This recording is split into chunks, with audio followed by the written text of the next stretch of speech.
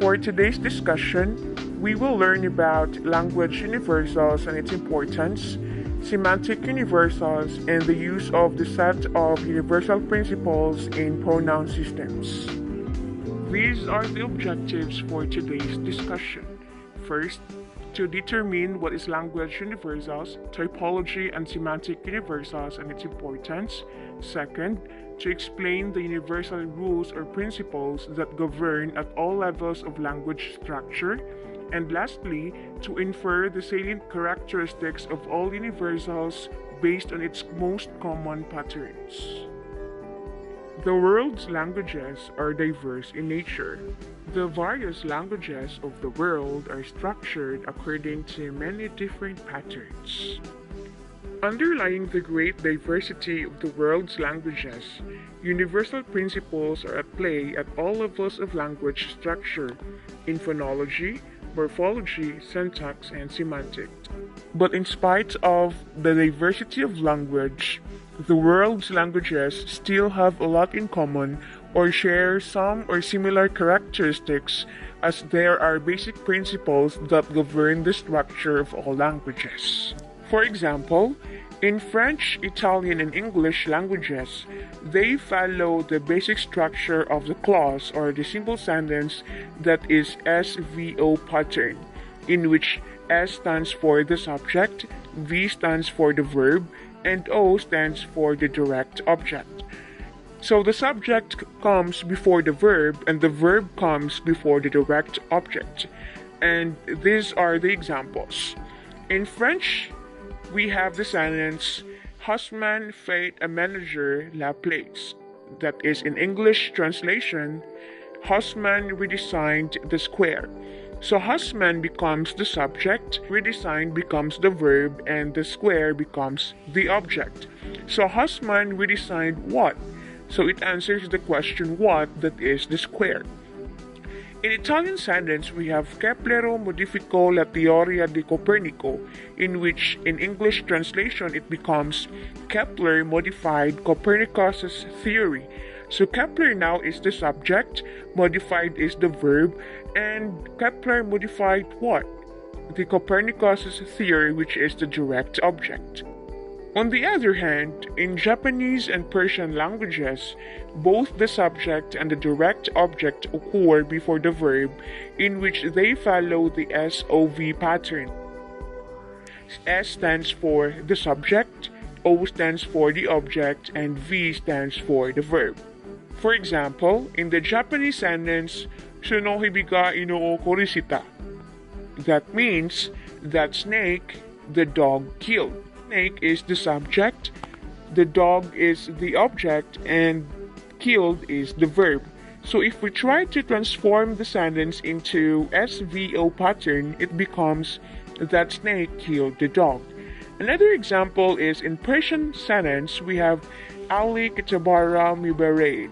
So in English, that is Ali the books is carrying. So Ali is the subject, the books is the object, and the verb is carrying. So in English or in SVO pattern, that is Ali is carrying the books. So as you can see, even if they follow different patterns of sentences, the first is SVO and the second one is SOV pattern structure, but the idea or the concept or the meaning is just the same. So that's the essence of language universals. Now, what do you mean by language universals? Language universals are statements of what is possible and impossible in languages. It also aims to formulate universal rules or principles by themselves, and it also follows distributional patterns and tendencies, like in most languages they follow SVO, SOV, or VSO type sentence pattern. Now, why do we need to uncover universals? The study of language universals underscores the unity underlying the enormous variety of languages found in the world. Language universals are also important to our understanding of the brain and of the principles that govern interpersonal communication in all cultures. As we all know that interpersonal communication is the way we communicate with others, And so we developed not a single language that is spoken and understood by everybody, but more than 6,000 different languages in which each of the language is complex and sophisticated. Let's proceed to language types. A prerequisite to the study of universals is a thorough understanding of the variety found among the world's languages. Typology means the study of types or the classification of objects into types. Language typology focuses on classifying languages according to their structural characteristics. For example, English, French, and Japanese languages have both voiced and voiceless stops in their phonemic inventories, while in Mandarin Chinese, Korean, and Tahitian languages have only voiceless stops. Furthermore, language types are independent of language families in principle, but members of the same family often do share certain typological characteristics as a result of their common heritage. For example, English, Japanese, and Tahitian languages are not related languages, yet they fall into the same language type with respect to the presence or absence of nasal vowels. On the other hand, French and English are related but fall into different types. Semantic universals is governed with the composition of the vocabulary of all languages, is knowing how greatly the vocabularies of two languages can differ from each other. For example, the English word privacy does not have a simple equivalent in French, but it doesn't mean that the French lack the notion of privacy. Similarly, English lacks an equivalent for the Hawaiian word aloha, which can be roughly translated as love, compassion, pity, hospitality, or friendliness, and also used as a general greeting and farewell. So this is how these cross-linguistic differences occur on the two languages, but there are some fundamental areas of the vocabulary of every language in which they are subject to universal rules. These areas include color terms, body part terms, animal names, and verbs of sensory perception. Semantic universals deal with the less marked members of semantic fields, which are called basic terms in this context. They are called basic terms for they are morphologically simple, less specialized in meaning and other terms, and they are not recently borrowed from another language. Let us consider the following terms, which all refer to shades of blue like turquoise, royal blue, and blue. Which of the following is considered to be a more basic color term than the others? The term turquoise derives from the name of a precious stone of the same color, while royal blue refers to a shade of blue. The word blue is thus more basic than each of the other words, although for different reasons. Unlike turquoise, blue refers primarily to a color, not an object. Unlike royal blue, blue is simple and modified term. The combination of these characteristics makes blue a less marked, more basic color term than the other. So semantic universals deal with terms like blue and not with the terms like turquoise and royal blue. The variations in pronoun systems are governed by a set of universal rules. To discover these universals, we need to establish a typology of pronoun systems. These principles are as follows. First, systems with singular and plural forms like in English and Spanish languages. Second, systems lacking inclusive or exclusive distinction in first-person plural. Third, systems with singular, dual, and plural forms. Fourth, systems with singular, dual, trial, and plural forms. And lastly, systems with inclusive or exclusive distinction in first-person plural. Let us first dig deeper on the first two types of pronoun systems in the world's languages. The first chart presents systems with singular and plural forms, and the latter one presents systems lacking inclusive or exclusive distinction in first-person plural. On the first chart, columns represent number. The first column is singular and the second column is plural. The rows list person, in which it contains first row as first-person pronouns, second row as second first-person pronouns and the latter one shows third-person pronouns. So in English pronouns, the first-person singular I in plural form becomes we, second-person singular you in plural form is the same, which is you, third-person singular he, she, and it becomes plural form they. And the standard American English uses the same form for both the singular and plural second-person pronoun you. And as we all know, this English pronoun system is widely used in our country, especially in discussing pronouns. On the other hand, spoken Castilian Spanish displays different pattern if we compare it to English pronouns, since it has separate forms for the singular and plural in each person. In English pronouns, there is only one plural form regardless of the gender of the certain words. But here in Castilian Spanish pronouns, there are two plural forms of the words as to masculine and feminine pronouns. In the example here, the first person singular you, if we are going to transform that in plural form, it becomes nosotros in masculine plural form and nosotras in feminine plural form. The second person singular tú in masculine plural forms, that is vosotros and vosotras in feminine plural forms.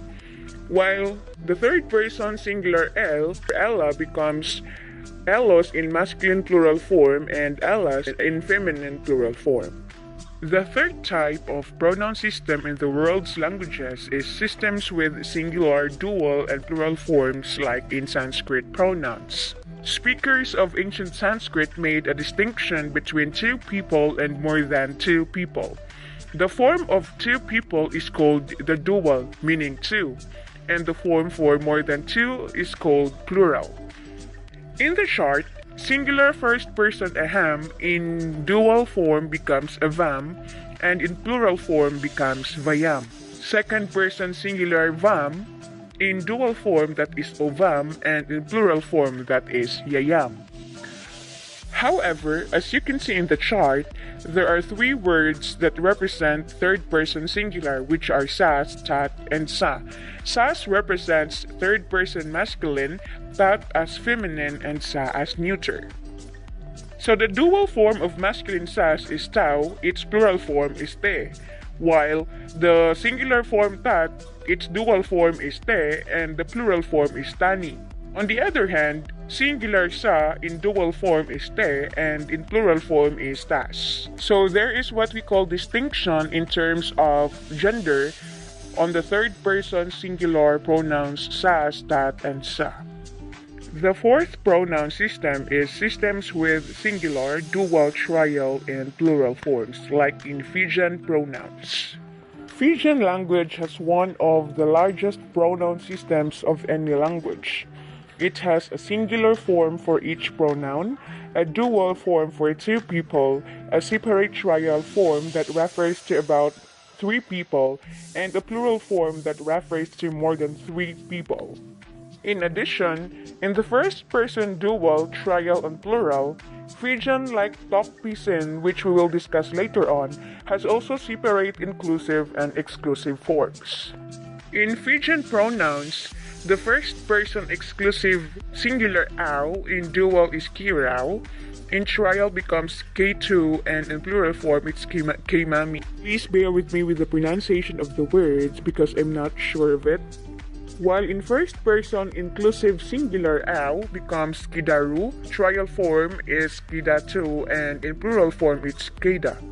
While second person singular iko, that is in dual form, becomes kimadro, in trial form becomes kimudo, and in plural form becomes kimoni. While the third person singular koya, in dual form that is rao, in trial form that is iratu, and in plural that is ira. The last pronoun system is systems with inclusive or exclusive distinction in first person plural. Tok-Pisin pronouns have separate inclusive and exclusive first person pronouns.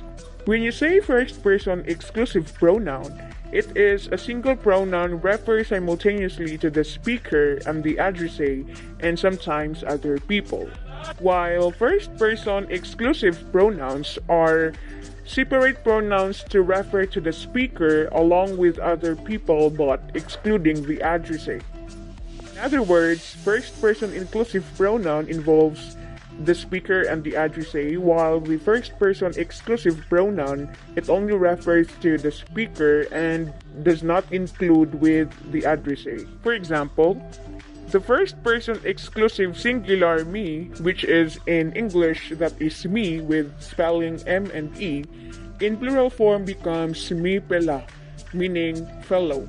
While in first-person inclusive singular pronoun me, the plural form for that is you me, that becomes, or in English form, that is you and me. Second person singular you, in English term that is you, spells as you, in plural form that is you pela. And the third person singular m, in English term that is him, the plural form for that is all, in English term is all, spells as all.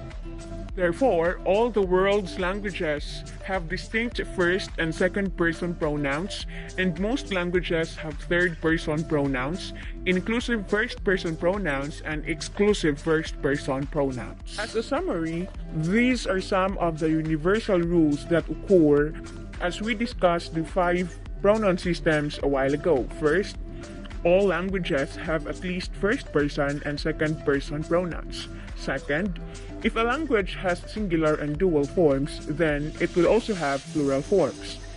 Third, if a language has singular, dual, and trial forms, then it will also have plural forms. And the last one, if a language makes an inclusive or exclusive distinction in its pronoun system, it will make it in the first person.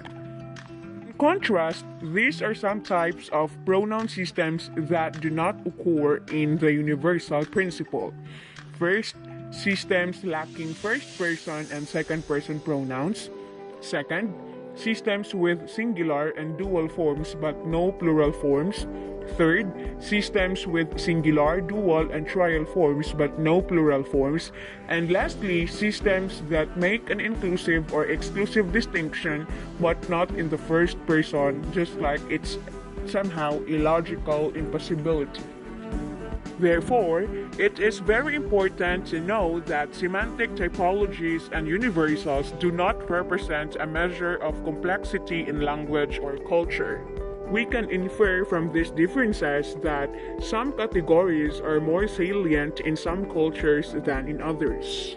On the other hand, we can also see that the pronoun system of English is one of the most restricted systems in the world. And despite of these differences across all languages, this does not mean that some languages are richer or better or more developed than others. Though the world's languages are diverse in nature, still, what is very important is to know its underlying commonalities or similarities with each other, and that's what we call language universals.